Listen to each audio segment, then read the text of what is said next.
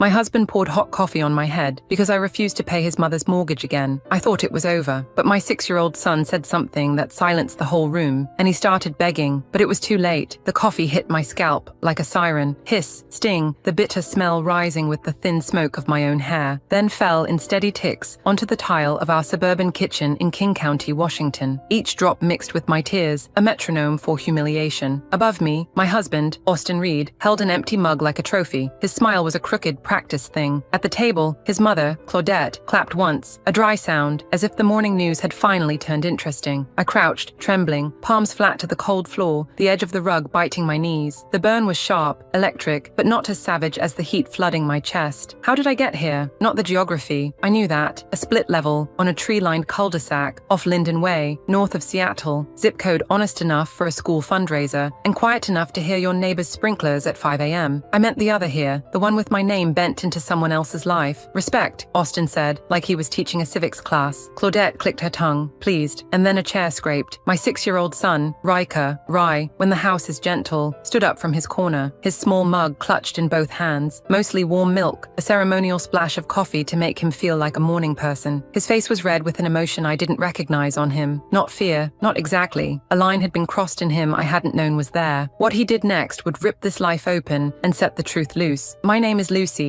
Carter now, on paper moving forward, though the DMV still argues with me about hyphens and healing. Back then, it was Lucy Reed, and 6 years earlier, if you'd told me I'd be on my own kitchen floor while my husband poured scalding coffee on my head to teach me a lesson, I would have laughed and quoted a spreadsheet at you. I was a financial consultant with a downtown office view and a teal blazer that meant business, a one-bedroom near Pike Place, a savings account padded enough to say yes to last-minute flights. I understood numbers, the way they told stories if you let them breathe, the way risk can be managed if you admit it's real. I did not understand how love could become a math problem someone else solved for me. I met Austin in a coffee shop. Irony has a mean sense of humor. He had steel-toe boots and eyes that could hold a stare, said he worked construction, dreamed of his own company. He wasn't like the men in pressed shirts who made me feel like a merger. He made me laugh. You're too good for me, he'd say, grin tilted, voice low, but I'm going to earn you. It should have rung like a warning. Instead, I made it a project. I am very good at projects. 3 months in, the tells began. He showed up at my office at 7:30 p.m., the night I was wrestling a particularly thorny valuation. You missed our reservation, he said with a smile that didn't reach. This client will walk if I don't finish, I said. We'll go tomorrow. His jaw fluttered. Sometimes I think your job matters more than I do. The accusation landed like a slap no one else could see. I left early. My team recovered. Austin was grateful, generous, contrite. The pattern was born. Small compromises that looked like love until they were habits. On the honeymoon, he suggested we combine finances. What's mine is yours. Yours is mine. I signed papers with sunburned shoulders. Within a month, Austin had access to everything. Within 6, the inheritance was invested in ventures that never sent a postcard. Don't worry, he'd say, eyes far off. Big things are coming. The only thing that kept showing up were bills with red letters and Austin's hours at bars I didn't know the names of. When I got pregnant, Austin said, perfect. Now you can quit and focus on being a real wife and mother. I gave notice within 2 weeks. Without my income, the math turned cruel. His construction shifts grew sporadic. I picked up freelance clients from the dining table. He tolerated it as long as dinner was hot and attention was immediate. Claudette started showing up more. Her eyes were small knives. Part-time nonsense, she called my contracts. She had a house she inherited free and clear, but there was always a new crisis, a reason. She's family, Austin would say. I paid when I could, and when I couldn't, the house bent around his anger. The first time he grabbed me hard enough to leave marks, Riker was 6 months old. His hand closed around my wrist until I saw pinpricks. I'm trying to teach you, he said, voice soft like cotton, stuffed in a mouth.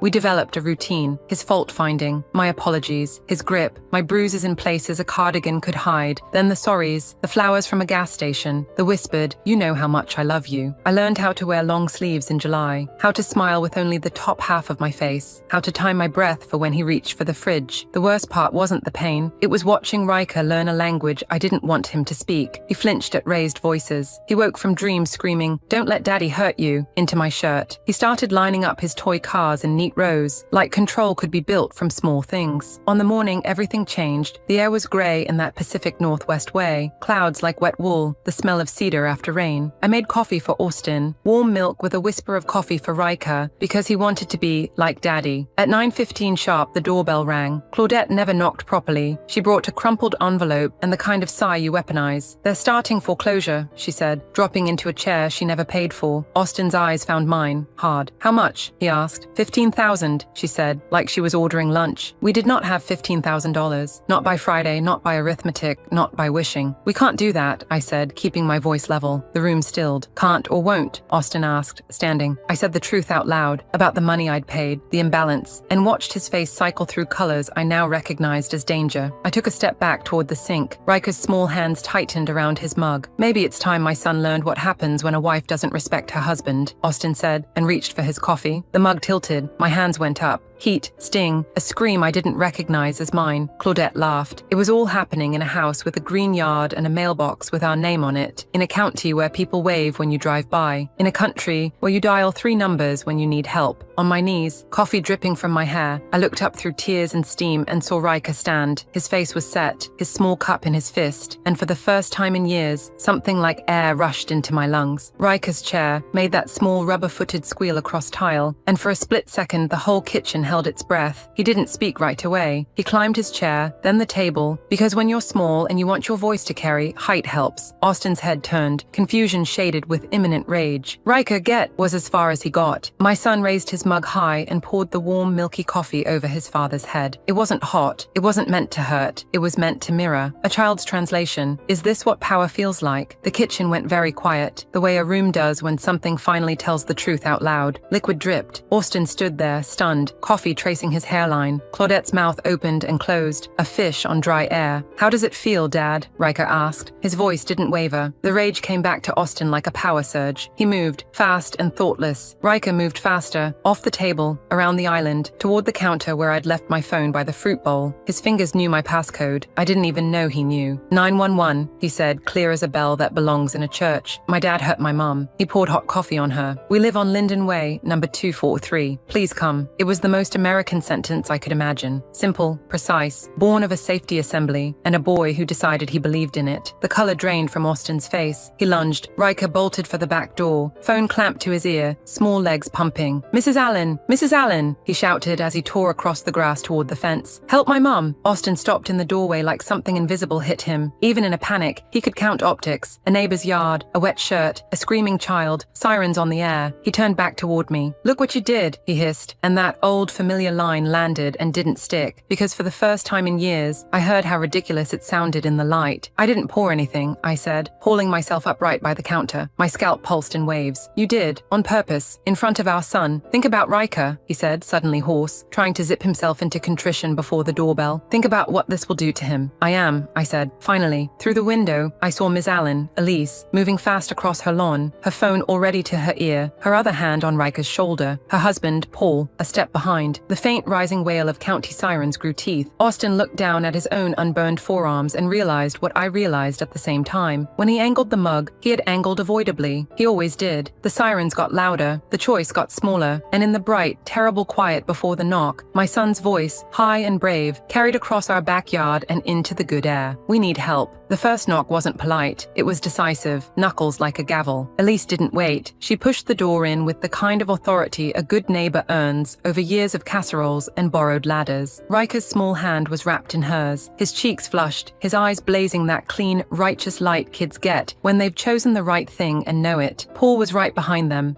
shoulders square, already scanning the room like a witness clocking angles. Lucy, Elise said, crossing to me, her voice equal parts warmth and command. Honey, your head. Up close. The smell of coffee and singed hair was heavier, a bitter, metallic sheen to the air. She touched my arm the way you touch glass you're not sure won't break. Ma'am? A second voice, steady, trained, cut through the kitchen. A uniformed officer, mid-40s, curls, tucked tight, badge that read, Anderson, King County Sheriff, stepped in, a younger officer behind her, notepad out, pen ready. The red and blue threaded light from the cruiser striped our wall like a flag we hadn't asked for. I'm Officer Anderson. We received a 911 call about a domestic assault. Are you injured? Riker broke free and planted himself between me and Austin like a small guard dog. He poured hot coffee on my mom's head, he said, unwavering. On purpose. Austin tried for the reasonable tone that had worked 100 times in private. This is a misunderstanding, he said, hands lifting half a foot in the air, palms out. My wife and I were having a disagreement. The coffee spilled. It didn't spill, Riker said, louder, words crisp as snapped twigs. He tilted it, Claudette opened her mouth. The child is upset, but Paul's look shut her down. Officer Anderson's eyes moved from my wet hair to Austin's dry forearms, cataloging. Ma'am? She asked me again, voice gentle. Can you tell me what happened? Yes, the word felt like a lever. My husband demanded $15,000 for his mother's mortgage. I said I don't have it. He told our son he needed to learn what happens when wives don't respect their husbands. Then he poured hot coffee on my head. I kept my tone as even as I could, not because I owed anyone composure, but because facts deserve it. The younger officer, Badge Ramirez, stepped toward Austin. Sir, I'm going to need you to stand over here, he said, indicating a spot by the pantry. A practiced geometry of space and control. Austin's jaw flexed. He didn't move fast enough to telegraph compliance. He moved just enough to pretend at it. Mrs. Reed, Officer Anderson said, and for a heartbeat I didn't know which version of my name she was calling. Do you have any injuries other than your scalp? Any prior incidents you'd like to disclose? Riker tugged the hem of her uniform. I took pictures, he announced, solemn, like he was reporting a school project. On Mum's phone, I hid them in a secret folder called Evidence. Every face in the kitchen turned toward my son. Austin lunged, an instinct, unspooled, but Paul slid into his path, a quiet, immovable wall. Don't, he said. No more words needed. Officer Anderson crouched to Riker's height, her voice softening. Can you show me, sweetheart? He nodded and produced my phone from his pocket. His fingers flew. Passcode, photos, albums, a folder labeled Evidence. Anderson scrolled. I watched her expression change. Professional, then grave, then something like anger tempered by training. Fingerprint-shaped bruises along my upper arms, the constellation of marks at my ribs, the angry smear of a collarbone grab from last month, the one that took a week to stop humming when I breathed. How long has this been going on? She asked, looking up at me. Years, I said, the truth finally allowed to be simple. Worse after her emergencies, I added, flicking my eyes at Claudette without giving her the dignity of a name. Riker supplied it anyway. Grandma always needs money, he said. Daddy hurts Mommy when she doesn't have it yet. Claudette's face drained of color. I never touched. Encouragement counts, Elise said, as easy as passing salt. We saw you laugh. Officer Ramirez had taken Austin's wrists in that practiced way that means you will be cuffed, even if the cuffs weren't on yet. Anderson straightened. Ma'am, she said to me, we're going to get a medic in here to evaluate the burns. Then we'll need a statement. Based on what I'm seeing, we're talking probable cause for domestic assault. If the photos are what they appear to be, we may be looking at a pattern. Riker wasn't finished. Courage in children has a momentum adults forget. There's more, he said to Anderson. Daddy has a secret phone in his truck. He talks to a lady on it. She calls him baby. He tells Mommy he's working when he's talking to her. Austin's eyes flashed a warning that would have kept me silent yesterday. Today, it bounced off. Anderson didn't blink. Officer Ramirez, she said, not looking away from Riker, please request consent to search the vehicle. If consent is not granted, we'll secure it pending a warrant. Ramirez nodded and moved, already radioing. Elise guided me to a chair, her hands gentle, her mouth tight. Baby, she whispered, you've been living with a loaded gun on the table. Paul stood near the doorway, casual stance, ready for sudden changes. He had that look men get when they recognize a scene they never built, but understand too well. Outside, another cruiser rolled up. A paramedic team followed with a soft door knock that feels like mercy. They examined my scalp, their voices running a clinical list. First degree, possible second degree spots, cool water, topical treatment, monitor for blisters, ER if pain spikes, photos for the report. They asked permission to document. I said yes. The camera clicked. Somewhere between flashes, I realized I was no longer performing sanity for an audience that refused to grant it. I was speaking to people who knew what to do with the truth. Ramirez returned 15 minutes later with a clear evidence bag in his hand. Inside, a cheap dark phone, the kind you buy cash at a highway store and keep in a glove compartment. Found under the driver's seat, he said. He had another set of printouts, a quick pull from a portable scanner they kept in the cruiser. Also found statements from North Sound builders, pay stubs. He looked at me, then at Austin, whose mouth had flattened into resignation and fury. Looks like Mr. Reed has been drawing a regular salary for at least the past 2 years. My brain did what it always does. Calculate. 60,000 last year, if the numbers on the top line matched industry standard. Hidden income, regular deposits into accounts I hadn't been allowed to know existed. Meanwhile, I was paying for groceries with late-night invoices and guilt. Sir, Ramirez said, voice neutral to the point of art. Turn around, hands behind your back. The click of a cuff is smaller than movies make it. A discreet punctuation at the end of a sentence that took too long to finish. He Mirandized Austin, each right to bead on a legal rosary I'd only ever heard on TV. You have the right to remain silent. You have the right right to an attorney. Austin stared at the floor, jaw hard. Anderson turned to Claudette. Ma'am, we'll need a statement from you as well. Claudette lifted her chin, a last performance of hauteur. I did nothing wrong, she said, the old confident lilt cracking. I'm his mother. You were present, Anderson said. A witness reports you encouraged the assault. You made no attempt to stop it or call for help. In this state, that makes you complicit. Claudette's mouth opened and closed again, soundless. Elise, unflinching, added, we saw you. We will say so. Lucy, Austin said then, trying to thread pleading and threat into one final rope. This isn't over. You're destroying our family. He looked at Riker, going for the one lever he thought he still had. He'll never forgive you. I put a hand on my son's shoulder, feeling the steady thrum of his courage, a rhythm I could borrow. He saved us, I said, and I will spend the rest of my life proving to him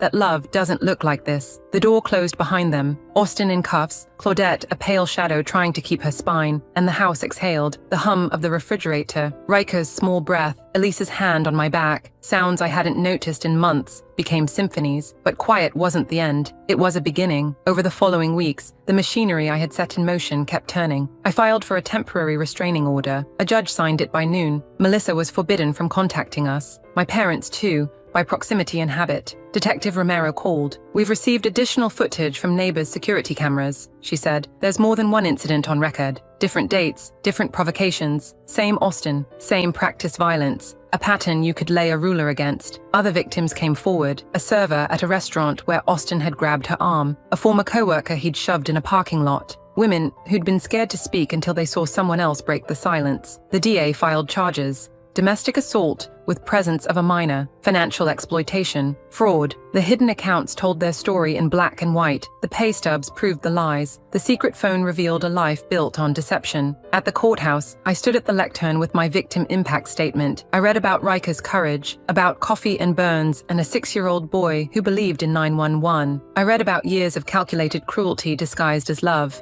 I read about Claudette's complicity, about financial abuse wrapped in family obligations. The judge listened. He looked at the evidence, the photos, the bank records, the hidden phone, the witnesses. He looked at me when I spoke. I am not asking for punishment. I am asking for safety. He ruled with sentences that felt like structural beams. 2 years in jail, 5 years probation after release, mandatory domestic violence intervention programs, restitution for the stolen funds, every penny documented in my spreadsheets, permanent no-contact order, supervised visitation only, contingent on completion of treatment, GPS monitoring upon release. Ms. Reed, the judge said, voice softening without losing its edge, your son's courage and your documentation of the abuse likely prevented this pattern from continuing. The court commends your decisive action to protect your child. Claudette received her own consequences, complicity charges, fines, and a mandate to attend classes on recognizing and reporting domestic violence. Silence is not neutrality, the judge told her. It is choice. 6 months later, I sat in the bakery on Greenwood, laptop open, working on a client's books. Riker wore his paper hat, head of sprinkles, and distributed donut toppings